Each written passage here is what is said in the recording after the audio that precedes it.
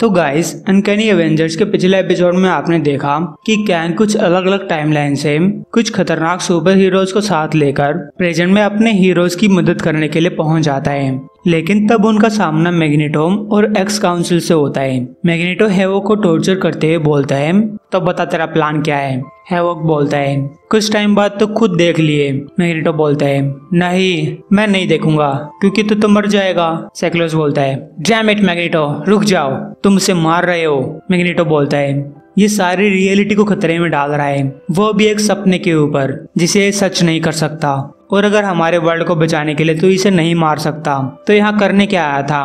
Braddock Psylocke से बोलती है, तुमने कसम खाई थी कि तुम कभी मेरे जैसी नहीं बनोगी, लेकिन अब जाकर शीशे में अपना थोपड़ा देख ले। एक्स फोर्स के तरीके से शांति लाना चाहती है, फिर चाहे कुछ भी करना पड़ जाए। मैंने तेरे को बोला था कि तू फ्यूचर में चलकर मेरे जैसी बन जाएगी, और मैं खुश हूँ कि तू यहाँ पे आई। साइलॉक बोलती है, मैं तेरी तरह नहीं हूँ, मैं किसी के साथ जबरदस्ती नहीं कर रही, और मैंने एक्स काउंसिल में होना नहीं चुना था, बल्कि ये किस्मत खुद ब खुद चलकर मेरे हाथों में आई थी। और फिर साइलॉक ब्रैडॉक के ऊपर अपना साइकिक अटैक करती है। केबल स्ट्राइफी से बोलता है, पता नहीं तू यहाँ पे क्या कर रहा है, लेकिन मैं तेरे को मार दूंगा अगर तू मेरे रास्ते से नहीं हटा। स्ट्राइफी बोलता है, देख अपनी तरफ, एक बार का फ्रीडम फाइटर फिर से गुलाम बन चुका है। मैं अर्थ को बचाने के लिए लड़ रहा हूँ, और तुम मेरे क्लोन, तुम एपोकलिप्स के प्यादे हो। तब ब्लॉब और पायरो जेनेट की तरफ बढ़ने लगते हैं, लेकिन बीस्ट इन दोनों को रोक लेता है। तभी अचानक लेडी एवलांच बीस्ट के ऊपर अटैक कर देती है और बोलती है, तू उसकी मौत को नहीं रोक सकता, क्योंकि उसकी मौत लोगों के भले के लिए हो रही है। अब ब्लॉक हैंक से बोलता है, तू अपने आप को एक म्यूटेंट कैसे कह सकता है? तू इस इंसान के साथ काम करके हमारे स्वर्ग को तबाह करना चाहता है। हाँ मैं समझ गया, अर्थ के ऊपर तू एक एक्समैन से ज्यादा एक अवेंजर हुआ करता था, हमेशा टीम बदलता रहता था, लेकिन अब तेरे को देखना पड़ेगा कि प्लैनेट एक्स पे धोखेबाजों के साथ क्या होता है। तू जेनेट को मरता हुआ देखेगा। इधर मैग्नेटो पूछ रहा है, बता कैंग का क्या प्लान है, हम उसको कैसे रोकेंगे। हैवॉक बोलता है, सबसे पहला काम मेरा पिछवाड़ा चाट ले। फिर मैग्नेटो हैवॉक को और टॉर्चर करता है और बोलता है, तू बस टाइम वेस्ट कर रहा है, मरने से पहले तू अपना मुंह खोलेगा। तब साइक्लोप्स मैग्नेटो के ऊपर अटैक कर देता है और अपने भाई को संभालते हुए बोलता है, मैं उम्मीद करता हूँ कि तुम इस टाइम पे सही होगे। है वो कहता है, थैंक यू। साइक्लोप्स कहता है, थैंक्स तब बोलना जब हम चीजों को सही कर देंगे। तो कैंग वो चीज कर सकता है जो यहाँ पे हर कोई कह रहा है कि नहीं की जा सकती। क्या वो अर्थ को बचा सकता है? हैवॉक बोलता है, हाँ मैं भी यही मानता हूँ, क्योंकि उसके पास झूठ बोलने के लिए कोई कारण नहीं है। लेकिन यहाँ वाली कोई भी चीज नहीं बचेगी। प्लेनेट एक्स के पिछले कुछ साल सब गायब हो जाएंगे। साइक्लोप्स बोलता है, केबल और काउंसिल सोच रही है कि तुम टाइम स्ट्रीम को डिस्ट्रॉय कर दोगे और सब कुछ खत्म कर दोगे। हैवॉक बोलता है, कैंग के पास मेरी बेटी है, तो हो सकता है कि मैं कुछ चीजें मजबूरी में कर रहा हूँ, लेकिन मैं इतना तो जानता ही हूँ कि कैंग सबसे ज्यादा अर्थ को बचाना चाहता है, वो इसको जीतना चाहता है। मुझे लगता है कि हम ऐसा कर सकते हैं, मैं अपनी जान की बाजी लगा सकता हूँ, लेकिन मुझे तुम्हारा साथ चाहिए। और फिर ये दोनों गले लगते हैं। साइक्लोप्स बोलता है, कम ऑन, चलो इसे एक साथ करते हैं, चीजों को सही करते हैं। इधर थॉर ईमेन के ऊपर अटैक कर देता है। उसके पास यान ब्योन आ चुकी है।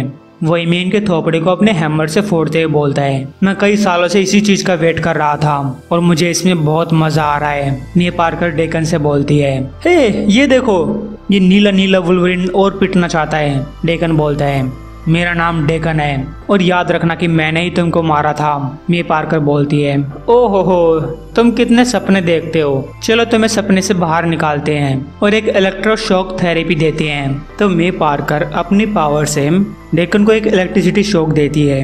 इधर थोर कह रहा है, तुमने यान ब्योन का यूज करके मेरे ही वर्ल्ड को तबाह कर दिया, अब तुम भी इसी कुल्हाड़ी के हाथों मारी जाओगी। तभी कैंग थोर को रोकते हुए बोलता है कि बदला लेने का टाइम नहीं है, तुम्हें मेरे प्लान के ऊपर टिके रहना चाहिए था। थोर बोलता है, हाथ छोड़ बे, मेरी जो मर्जी मैं करूंगा, मैं तेरे से ऑर्डर नहीं लेता।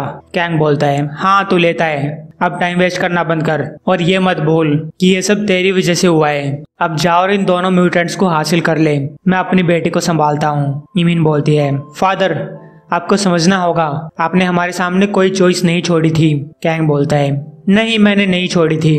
हालांकि मैंने सोचा था कि तुम मेरे सामने थोड़ा सा और मुकाबला रखोगी। इमीन बोलती है, क्या बात कर रहे हो, हमने तुम्हारे किंगडम को डिस्ट्रॉय कर दिया था।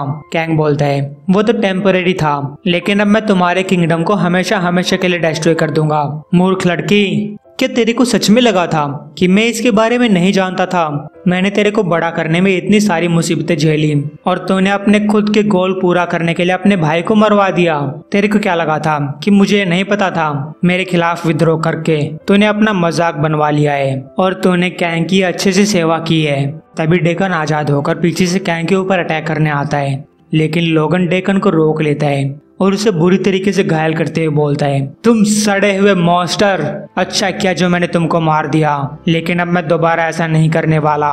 इधर सनफायर आजाद हो चुका है। वो बैंशी के ऊपर अटैक कर देता है और बोलता है, उन्होंने इतने सालों मेरा टॉर्चर किया और तुम बैठे बैठे देखते रहे। मैं तुम्हें एक भाई की तरह प्यार करता था और तुमने इस तरीके से मेरा कर्ज उतारा।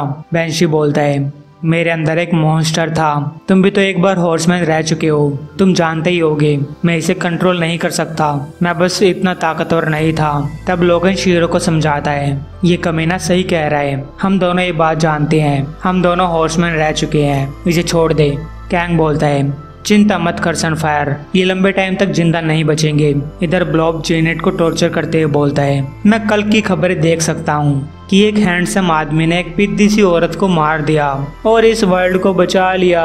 तभी डॉक्टर डूम आकर ब्लॉब के ऊपर अटैक कर देता है, लेकिन फिर मैग्नेटो वहां पे आ जाता है और बोलता है, मैं तुम लोगों को नहीं समझा सकता कि तुम लोग कौन सी तबाही लेकर आने वाले हो और किस्मत से मुझे समझाना भी नहीं पड़ेगा।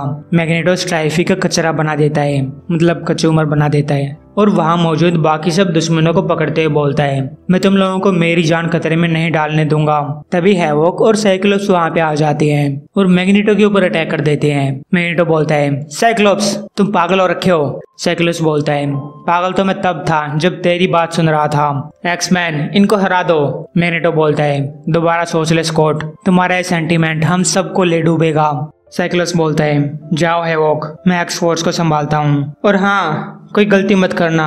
अब केबल साइक्लोप्स से बोलता है, तुमने हमारे लिए बहुत बड़ा डिसीजन ले लिया। साइक्लोप्स बोलता है, अगर तुम मेरे से सहमत नहीं है तो जाके उनको रोक सकता है, मैं तेरे रास्ते में नहीं आऊंगा। स्टॉर्म बोलती है, हम कहीं नहीं जाने वाले। मैग्नेटो बोलता है, अगर तुम लोग मुझे मजबूर करोगे तो मैं तुम सबको मार दूंगा। साइक्लोप्स बोलता है, एरिक तो मार सकता है, लेकिन तब तक एलेक्स बहुत दूर जा चुका होगा। इधर कैंग लोगन को अपना प्लान समझा रहा है और बोलता है, वुल्वरिन क्या तुम मेरे प्लान के अकॉर्डिंग काम कर सकते हो? लोगन बोलता है, मैं तुम्हारा प्लान समझ चुका हूँ, लेकिन ये बात तुम भी समझ लो कि हमें उस टाइम में जाना है जब तक रोग जिंदा है, और अगर तुमने हमको सही टाइम पे नहीं भेजा, अगर उस टाइम तक रोग मर चुकी होगी तो मैं उस पूरी शिप को डुबा दूंगा। तब ना ही अर्थ बचेगी और ना ही म्यूटेंट्स बचेंगे और ना ही तुम बचोगे।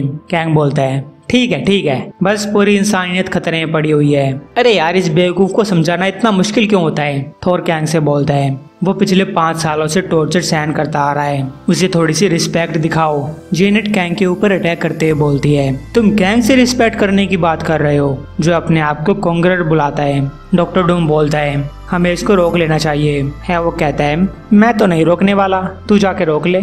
जेनेट कहती है, मेरी बेटी को अभी वापस कर दो वरना मैं तुम्हारा थोपड़ा पिघला दूंगी।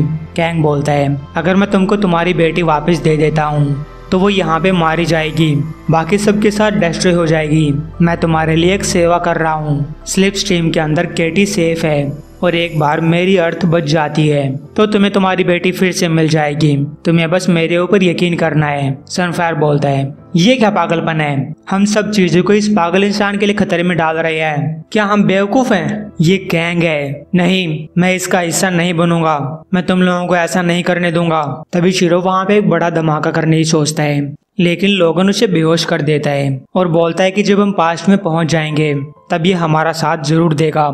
अब थोर बोलता है कि हम अर्थ को तभी बचा सकते हैं जब हम अपनी पिछले वाली गलतियां ना दोहराएं। जब से मैंने यान ब्योन के अंदर मंत्र फूके थे उसी दिन से ये सब होना था, लेकिन अर्थ इसलिए तबाह हुई क्योंकि म्यूटेंट्स वहाँ पे हमारी मदद करने के लिए नहीं थे, क्योंकि हम बढ़ चुके थे, हम हीरोज की तरह बिहेव नहीं कर रहे थे, और अब हम सब मिलकर इसको सही करेंगे।